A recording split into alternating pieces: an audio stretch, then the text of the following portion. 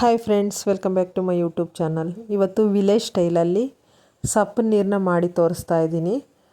ಹಸಿ ಅವರೆಕಾಳಿಂದ ಹೇಗೆ ಮಾಡೋದು ಅಂತ ನೋಡೋಣ ಬನ್ನಿ. ಮೊದಲು ಸ್ಟವ್ ಮೇಲೆ ಒಂದು ಕುಕ್ಕರ್ನ ಇಟ್ಕೊಂಡು ಒಂದು ಗ್ಲಾಸ್ ನೀರನ್ನ ಹಾಕ್ತಾಯಿದ್ದೀನಿ. ಇಲ್ಲಿ ತೋರಿಸಿದ್ನಲ್ಲ ಅದೇ ಗ್ಲಾಸಲ್ಲೇ ಒಂದು ಗ್ಲಾಸ್ ನೀರು ತೊಗೊಂಡಿದ್ದೀನಿ. ಇಲ್ಲಿ 1/4 kg ಹಸಿ ಅವರೆಕಾಯಿನ ತೊಗೊಂಡಿದ್ದೀನಿ ನೋಡಿ. ಎಳೆದು ತೊಗೊಂಡಿದ್ದೀನಿ ಸ್ವಲ್ಪ ನಾನು. ಮತ್ತು ಟೊಮೊಟೊ ಒಂದು 4 ಬದನೆಕಾಯಿ ಹಾಕ್ಕೊತಾ ಇದ್ದೀನಿ. ನಾನಿಲ್ಲಿ ಮಾಡ್ತಾ ಇರೋದು 4 ರಿಂದ 5 ಜನ ತಿನ್ಬೋದು. ಈಗ ರುಚಿಗೆ ತಕ್ಕಷ್ಟು ಉಪ್ಪು ಹಾಕ್ತಾಯಿದ್ದೀನಿ. ನೀವು ಜನ ಸ್ವಲ್ಪ ಜಾಸ್ತಿ ಇದ್ದರೆ ಇಂಗ್ರೀಡಿಯೆಂಟ್ಸ್ ಡಬಲ್ ಮಾಡ್ಕೊಳ್ಳಿ. ಈಗ ಲಿಡ್ನ ಕ್ಲೋಸ್ ಮಾಡಿ ಒಂದು ವಿಸಿಲ್ ಹಾಕ್ಸ್ಕೊತಾ ಇದ್ದೀನಿ. ಎಳೆದಿರೋದ್ರಿಂದ ಸ್ವಲ್ಪ ಬಲ್ತಿದ್ರೆ 2 ಹಾಕ್ಸ್ಕೊಳ್ಳಿ. ಎಳೆದ್ರಲ್ಲಿ ಮಾಡಿದ್ರೆ ಟೇಸ್ಟ್ ಚೆನ್ನಾಗಿರುತ್ತೆ ಇದು. ನೋಡಿ ಹಿಂಗೆ ಈಗ ಪ್ರೆಸ್ ಮಾಡಿ ನೋಡಿದಾಗ ಬೆಂದಿರೋದು ಗೊತ್ತಾಗುತ್ತೆ. ಈಗ ಚೆಕ್ ಮಾಡಿಕೊಂಡು ನಂತರ ನೀರನ್ನ ಬೇರ್ಪಡಿಸ್ಕೋಬೇಕೀಗ. ನೋಡಿರಿ ಈಗ ಎಲ್ಲ ಬೆಂದಿದೆ ಇದು.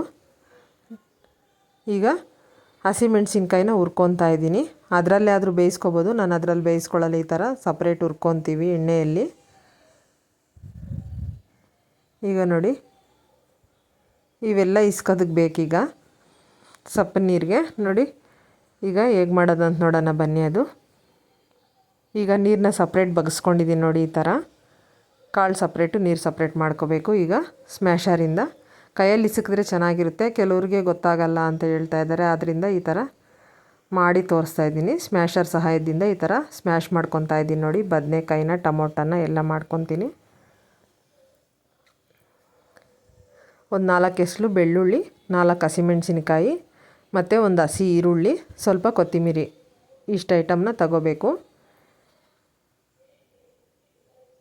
ನೋಡಿ. ಅದನ್ನು ಕೂಡ ಸ್ಮ್ಯಾಶ್ ಮಾಡ್ಕೊತಾ ಇದ್ದೀನಿ.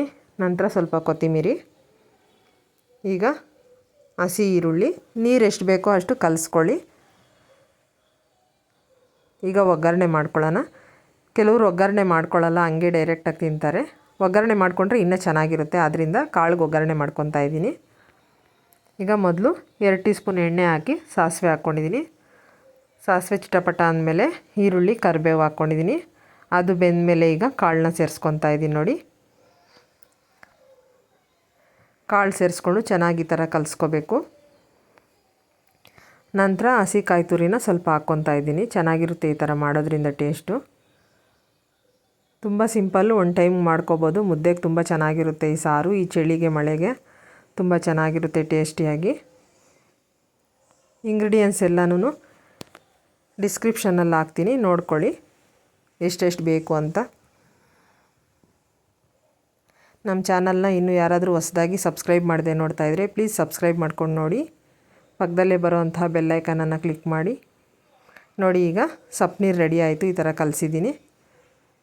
ನಿಮಗೆ ನೀರು ಎಷ್ಟು ಬೇಕೋ ಅಷ್ಟು ಕಲಿಸ್ಕೊಳ್ಳಿ. ಈಗ ಮುದ್ದೆ ಜೊತೆಗೆ ಸಪ್ಪು ನೀರು ರೆಡಿಯಾಗಿದೆ. ನೀವು ಕೂಡ ಟ್ರೈ ಮಾಡಿ, ಹೇಗೆ ಬಂತು ಅಂತ ಕಮೆಂಟಲ್ಲಿ ತಿಳಿಸಿ. ನಮ್ಮ ರೆಸಿಪಿಗಳು ಇಷ್ಟ ಆದರೆ ಲೈಕ್ ಮಾಡಿ, ಶೇರ್ ಮಾಡಿ, ಸಬ್ಸ್ಕ್ರೈಬ್ ಮಾಡ್ಕೊಂಡು ನೋಡಿ.